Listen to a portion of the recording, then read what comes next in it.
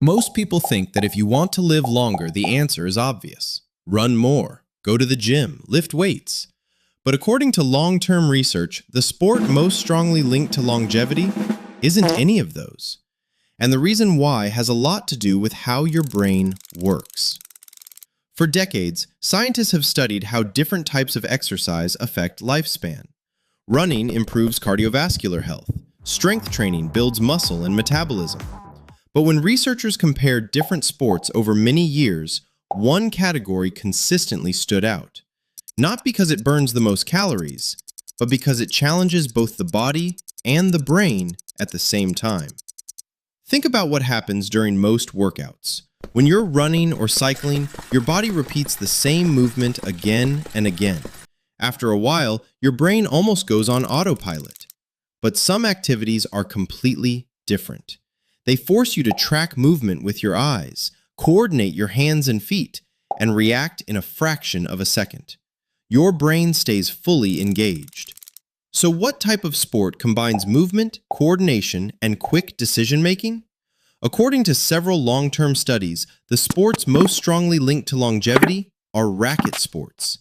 Things like tennis, badminton, padel, table tennis. Brain health expert Dr. Daniel Amen summarizes the research like this. People who play racket sports live longer than everybody else. He refers to large studies that followed tens of thousands of people over many years. One of the key reasons is coordination.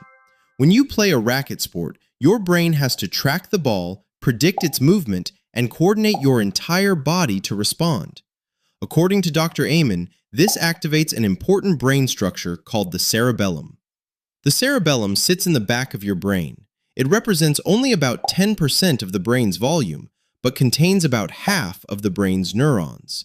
And when the cerebellum becomes active, it helps activate the rest of the brain. Think about what happens during a rally in tennis or table tennis. The ball moves toward you. You predict the trajectory, adjust your position, and decide how to return it. All of that happens in a fraction of a second. Your brain is constantly calculating movement, timing, and strategy. Dr. Amen also explains that if you spend just about 30 minutes twice per week playing a racket sport, it can have a measurable impact on how your brain works. Because you're forcing your eyes, hands, and feet to work together while you're thinking about the next move. He even describes racket sports as something like aerobic chess. You're moving your body while constantly thinking and reacting.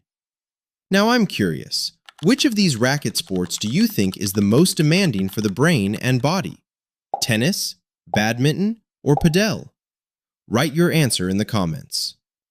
Interestingly, researchers believe all racket sports provide similar benefits because they combine three powerful elements: coordination, reaction speed, and social interaction.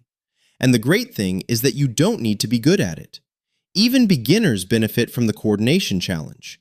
In fact, learning a new skill may stimulate your brain even more, which means sometimes the best exercise for your brain and body is the one that feels like a game.